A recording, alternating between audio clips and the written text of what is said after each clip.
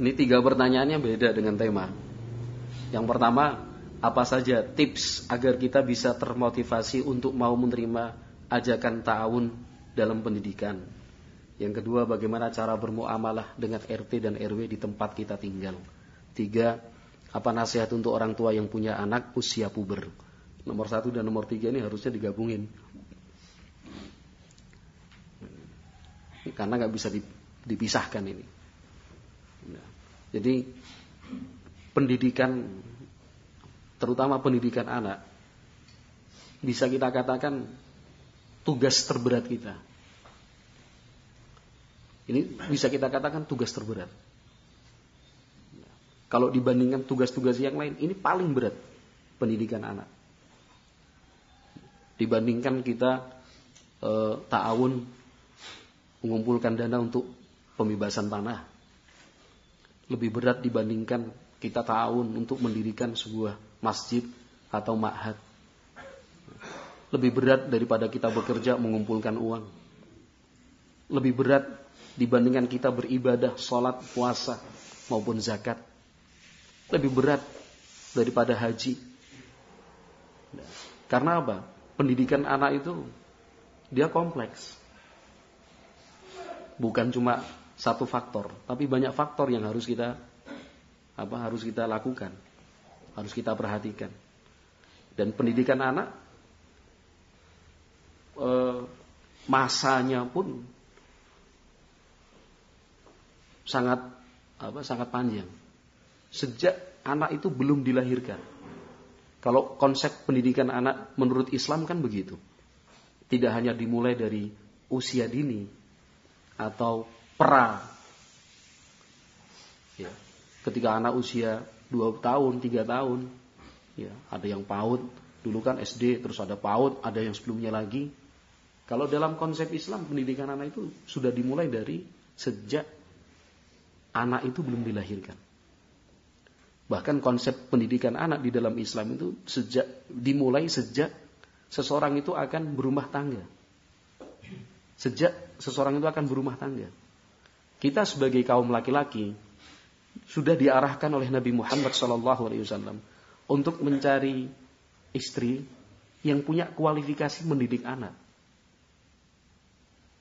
Punya kualifikasi mendidik anak. Yang disebut oleh Nabi SAW itu Zatuddin. Wanita yang punya agama. Nah, wanita yang punya agama. Sehingga dia bisa menjadi selain ibu untuk calon anak kita, besok juga merangkap sebagai seorang pengajar dan guru buat anak-anaknya sendiri, anak-anak kita. Coba bayangkan sekarang kalau arahan dari Nabi Muhammad SAW yang beliau sebutkan tunkahul mar'atu li arba, wanita itu dinikahi pada umumnya dengan melihat 4 hal kan.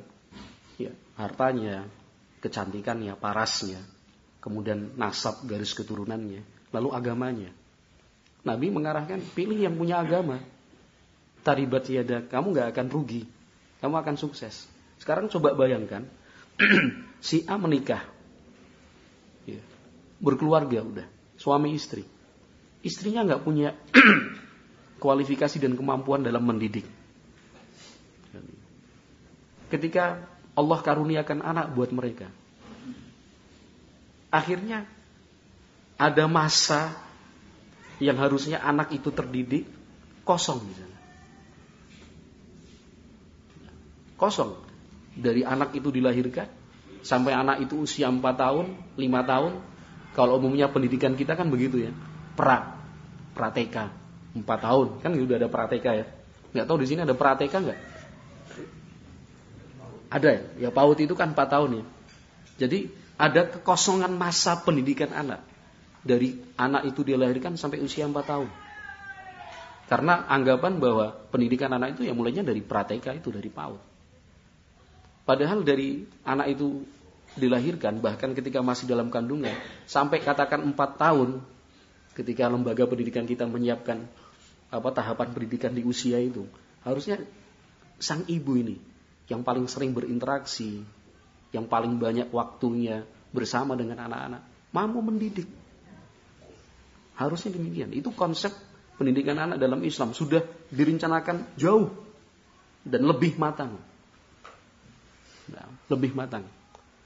Nah, sampai anak itu menginjak usia remaja, kemudian dewasa, bahkan sekalipun sudah berkeluarga, tetap pendidikan anak itu menjadi tanggung jawab orang tua. Nah, saya membahas yang seperti ini untuk mengingatkan kita bahwa pendidikan anak itu areanya sangat luas dan kompleks sekali. Sehingga tidak bisa diwujudkan tanpa adanya kebersamaan. Nggak akan mungkin bisa terwujudkan tanpa adanya ta'awun. Nah, sekian banyak celah dan lubang tadi, kalau kita biarkan, itu akhirnya yang merasakan dampaknya adalah anak. Kemudian yang merasakan dampak lebih besar dari itu adalah kita sebagai orang tuanya. Kita kecewa, ya, tidak sesuai dengan harapan. Mungkin banyak orang tua menangis, sedih, karena ternyata anaknya tidak memenuhi cita-cita dari orang tua dan seterusnya. Maka agar kita termotivasi untuk mau menerima ajakan ta'awun dalam pendidikan itu, yang pertama menyadari bahwa pendidikan anak itu tugas yang berat. Tidak bisa dipikul oleh orang per orang atau beberapa pihak saja. Tapi semua harus dilibatkan dan melibatkan diri. Mau dilibatkan dan mau melibatkan diri. Aktif dia. Aktif. Sama-sama. Ayo. Pendidikan anak. Sebagai contoh sekarang pengawasan. Cenderungnya, mohon maaf saja, cenderungnya ketika kita melakukan pengawasan kepada anak, yang kita awasi cuma anak kita sendiri aja. Kontrol dari kita dalam hal pengawasan kepada anak-anak dari ikhwan-ikhwan lain itu masih minim sekali. Masih minim sekali. Anak minum pakai tangan kiri. Anaknya orang, bukan anak saya. Cuek aja. Bahkan mungkin anaknya sendiri minum pakai tangan kiri dibiarin. Parah ini kayak gini nih. Dan parah banget. Harusnya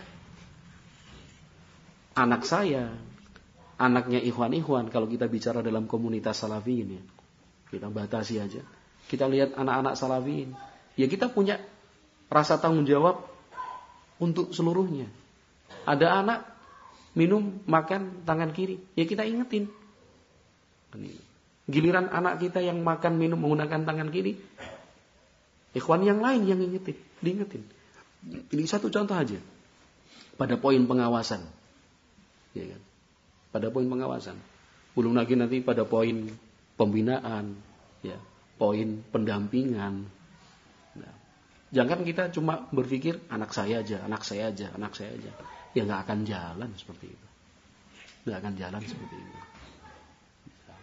Dalam pendidikan resmi di lembaga, ma'had katakan, kita sebagai orang tua juga harus aktif.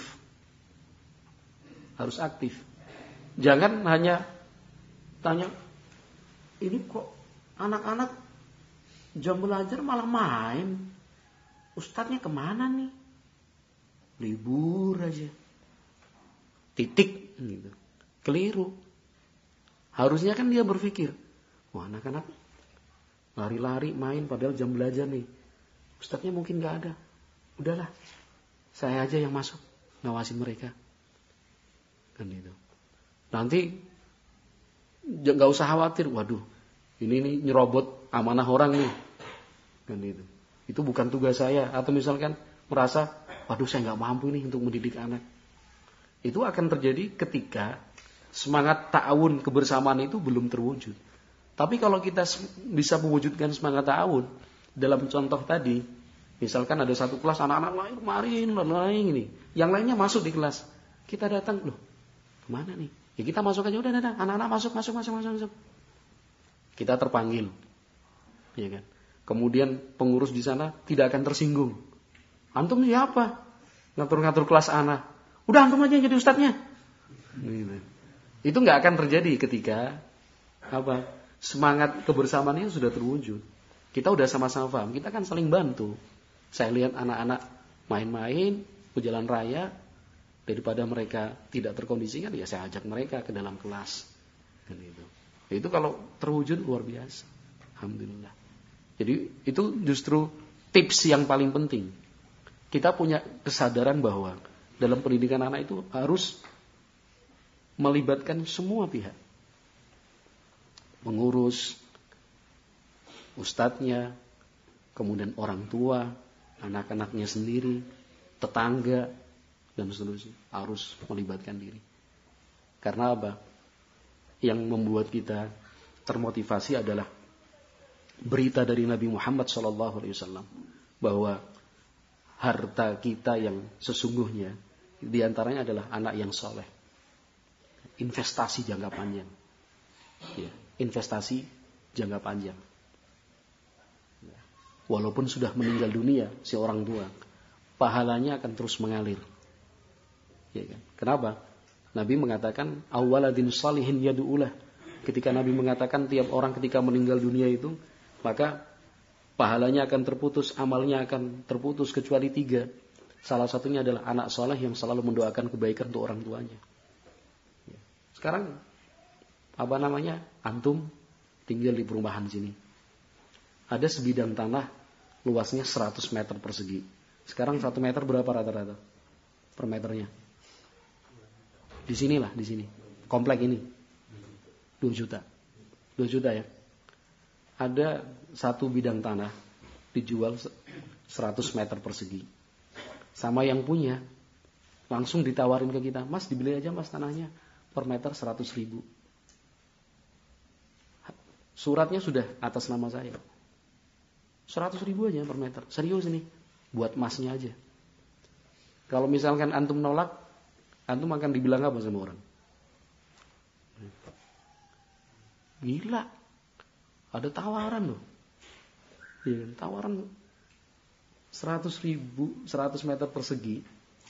Ya, per meternya 100.000. Padahal umumnya berapa? 2 juta. Enggak mau. Investasi. Kan itu. Investasi bisnis, investasi usaha. Yang kita pikir cuma peluang bisnisnya apa ini ya? Ini bisnis yang menguntungkan dan jangka panjang. Jadi saya bisa taklim ini segala macam. Kedepannya gimana? Ini peluangnya, hambatan-hambatannya. Hitung-hitungan gimana nih? Kita mau. Lah di depan kita. Anak-anak kita ini. Itu investasi jangka panjang. Melebihi investasi apapun. Investasi jangka panjang. Ketika mereka terdidik menjadi anak soleh dan solehah, walaupun kita udah mati, pahala akan terus mengalir. Bahkan ada sebuah riwayat dijelaskan, disebutkan oleh Syekh Muqbil rahimahullah ta'ala, disahihkan beliau. Ada orang tua dipersilahkan masuk surga pada hari kiamat nanti. Orang tua itu merasa gak pernah berbuat kebaikan di dunia. Kebaikan saya apa ya di dunia? Aneh, jadi kaget gitu. Kok dipersilahkan masuk surga? Ketika ditanyakan, jawabannya bistighfari waladik. Kamu masuk surga itu karena anak-anakmu yang selalu memintakan ampun buat kamu. Bukan karena faktor dia, tapi faktor anaknya yang, ya Allah, Rabbighfirli wali walidayya warhamhuma kama rabbayani shaghira. Itu kan doa dari anak-anak kita. Bisa antum bayangkan dan kita bayangkan kalau punya anak-anak yang tiap hari mendoakan begitu, Rabbighfirli, ya Allah ampuni saya, wali walidayya, dan kedua orang tua saya. Tiap hari anak mendoakan, ya Allah ampuni kedua orang tua saya, ya Allah ampuni kedua orang tua saya. Apa maksudnya? Allah terima doa-doa tersebut. Kalau Allah terima doa-doa itu, berarti kita sebagai orang tua yang punya sekian banyak dosa, sekian banyak kesalahan, Allah ampuni dosa-dosa kita. Kenapa? Yang memintakan ampunan itu siapa? Anak-anak kita. Rabbighfirli wali walidayya warhamhuma. Ya Allah rahmati kedua orang tua saya. Jadi kita didoain terus sama anak-anak kita. Rahmati bapak saya, rahmati ibu saya. Berikan kasih sayang untuk mereka. Saat kita masih di dunia, ketika kita sudah terkubur nanti, di alam akhirat, anak-anak kita yang terus mendoakan, ya Allah, ya Allah, ya Allah. Luar biasa, ini investasi jangka panjang. Kita siap keluar kota untuk deal usaha. Perjalanan panjang, berjam-jam setengah hari, ketemu dengan pelanggan, ketemu dengan calon pembeli. Kenapa kita nggak bisa menyisihkan waktu buat anak-anak kita? Ya kan? Menyisihkan waktu buat anak-anak kita. Yang jelas investasinya itu jangka panjang. Nah, ini sebagai evaluasi buat kita. Ya kan? Sudah muncul di tengah-tengah kita sebuah fenomena, dan itu fakta. Kita yang punya anak-anak usia puber ini kaitannya dengan poin ketiga ini. Pertanyaan ketiga. Anak-anak yang usia puber 14 tahun, 15 tahun, bahkan sudah ada yang mulai dari 13 tahun. 15, 16, 17, 18, 19. Mereka mengalami kejenuhan belajar. Mereka udah merasakan malas untuk menghafal. Mondok udah susah, bikin kasus, buat masalah. Ya kan? Kita dipanggil dari pihak ma'had, anak antum nih punya Facebook, anak antum nih punya Instagram, anak antum punya ini. Aduh, postingannya na'udzubillah. Kita aja kaget. Astagfirullah, juga baru tahu, akhi. Anak sebagai orang tua juga baru tahu. Kalau tidak diberitahu, saya juga tidak tahu. Amin. Di situ baru mulai berpikir cara untuk melakukan pendekatan pada anak. Baru start untuk mengupayakan komunikasi dengan anak. Ya terlambat. Walaupun tidak ada kata terlambat, ini untuk evaluasi buat kita. Itu sudah sangat terlambat. Sudah sangat terlambat. Maka kalau terkait dengan nomor 3, apa nasihat untuk orang tua yang punya anak usia puber? Kan itu. Saya cuma bisa memberikan saran. Cobalah dalam 24 jam siang dan malam, berikan waktu buat mereka 1 jam saja. Coba 1 jam saja, khusus buat anak-anak. Anda sebagai ayah dan ibunya, 1 jam saja. Saya yakin kalau mau disurvei belum ada yang bisa seperti itu. 1 jam penuh buat anak. Kita bisa 1 jam buat orang. Kita bisa berjam-jam untuk usaha, kerja. Kita bisa berjam-jam olahraga. Kita bisa berjam-jam tidur. Kita bisa berjam-jam ngopi, ngobrol. Tapi kenapa 1 jam buat anak-anak aja gak bisa? 1 jam saja, mulai. Kalau kita bilang 3 jam sehari, wah susah. Yang mulainya 1 jam aja. 1 jam itu HP di-off-kan, disahkan. Gak ada kegiatan selain buat anak. Buat anak. Ya kan? Terus 1 jam itu kita gunakan untuk apa? Membangun kedekatan. Mengikat batin. Ya. Menguatkan komunikasi antara kita, orang tua dengan anak-anak. Kuatkan itu. 1 jam aja. Saya menyebut 1 jam ini bukan kemudian dalilnya apa Ustaz 1 jam, bukan. Ini kan tips. Ini saya bilang waktu yang bisa kita satuan waktu yang bisa kita jadikan sebagai contoh. Mau 45 menit, 47 menit juga silahkan. Ini cara mudahnya 1 jam aja lah. Terus kegiatannya apa? Bisa berkomunikasi verbal. Kita cerita, ngobrol sama anak-anak. Ya kan? Cerita sama mereka. Cerita hal-hal dari yang sederhana. Urusan dunia yang sifatnya positif. Atau kaitannya dengan agama. Dan itu harusnya dimulai dari anak-anak sejak kecil. Kita duduk sama anak-anak tidak formal, sambil santai, saya, istri, anak-anak kumpul udah. Goreng apa nih? Kan itu, buat teh. Ini Abi mau cerita tentang pesawat terbang. Yeah. Pesawat terbang tuh kenapa bisa terbang di angkasa? Padahal beratnya berapa puluh ton itu. Yeah. Pesawat itu ada yang tenaganya baling-baling, ada yang turbo. Pesawat itu ada pesawat tempur, ada pesawat kargo, pesawat penumpang, pesawat latih, pesawat militer, pesawat nirawak, pesawat siluman. Ya kan? Fungsinya beda-beda. Ya kan? Pesawat itu ada pesawat penumpang, ada yang domestik, ada yang internasional. Ya, gitu. Kenapa pesawat itu saking banyaknya nggak tabrakan? Ini begini. Cerita anak-anak. Oh gitu ya Bi ya, gitu ya Bi ya. Itu yang contoh untuk yang sifatnya duniawi positif. Pengetahuan umum aja. Pengetahuan umum.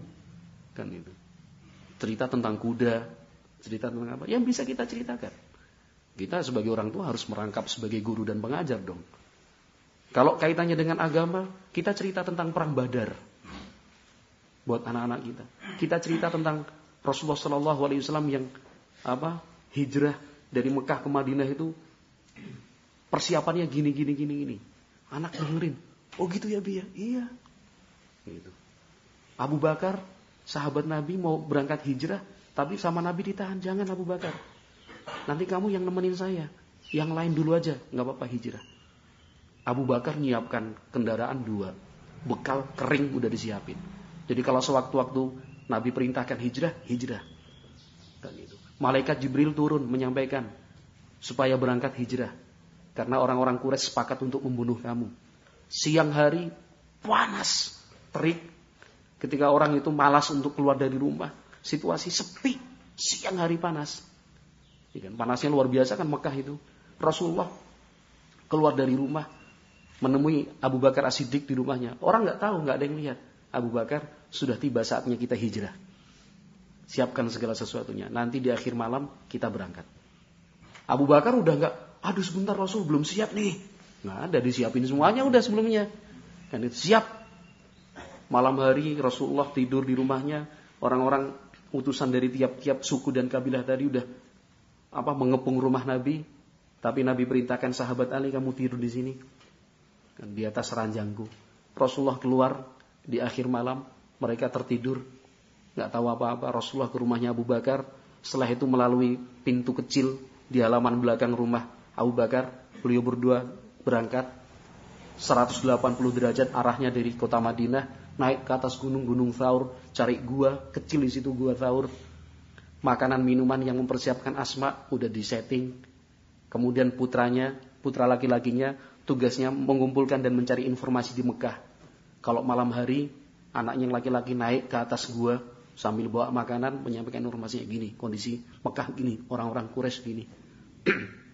Kemudian nanti pelayan atau budaknya itu tugasnya menggembalakan kambing di sekitaran Gunung Thaur itu. Sehingga ketika anak laki-lakinya pulang kembali ke Mekah sebelum subuh, jejak kakinya itu dihapus dengan jejak-jejak kaki kambing-kambing gembalaannya. Jadi orang yang mencari, nggak ada orang berangkat ke sana. Kenapa? Jejaknya jejak kambing-kambing semua. Ini yang tua aja diceritain kayak gini, bingung. Padahal saya kan konteksnya baru memberikan contoh ya kan. Konteksnya baru ngasih contoh. Ini loh materi yang kita sampaikan buat anak-anak kita kan gitu. Contohnya gini. Apalagi ketika kita cerita sama anak-anak ya tambahin, naik gunung itu nak. Wah, Abi kemarin umroh lihat sendiri, susah sekali. Tambahin kan gitu ya. Jadi anak itu Masya Allah. Itu besok pagi anak kita cerita sama teman-temannya di kelas. Udah tahu belum cerita tentang pesawat? Gitu. Setelah itu udah tahu belum ceritanya tentang Nabi Muhammad hijrah? Luar biasa. Dan itu kegiatan yang bisa kita lakukan, bercerita. Atau kegiatan yang sifatnya aktivitas. Ya kan, bersih-bersih taman, nyiram bunga, nyuci motor, ngelap kaca mobil, ya kan, nata barang, bersihkan gudang, perbaiki genteng, ya kan, memasak. Itu aktivitas 1 jam aja. Kalau prakteknya yang kemarin-kemarin 1 jam itu susah nggak? Kita berikan khusus buat anak. Nggak ngaku juga nggak apa-apa. Siapa juga yang harusin ngaku. Berat nggak? Ya, kemarin berat 1 jam. 1 jam. Anak-anak kita Masya Allah. Ketika kita dengan tulus memberikan waktu buat mereka nih. Nah, walaupun kita nggak usah ngomong. Nah, Abi ngasih waktu buat kamu sehari 1 jam aja. Nggak usah diomongin. Yang diinginkan anak-anak kita bukan cuma omongan. Prakteknya prakteknya. Cuma ngomong aja. Tapi kalau prakteknya sudah jalan, walaupun tidak kita omongin, anak itu bisa merasakan. Ya kan? Karena sudah ada apa? Keterikatan batin tadi. Oh, orang tua saya walaupun sibuk, walaupun capek, masih ngasih waktu untuk saya. Ceria, seneng, ya, kelihatan bahagia, ya kan? Gembira ria menemani saya sebagai anak. Menemani kami, anak-anaknya. Itu terasa. Kan itu. Ya, itu pendidikan masuk di sana kan. Nah, wallahu a'lam. Kelamaan dah, tutup aja. Lain waktu insyaallah. Subhanakallahumma wa bihamdika asyhadu an la ilaha illa anta astaghfiruka wa atubu ilaik. Alhamdulillahirabbil alamin.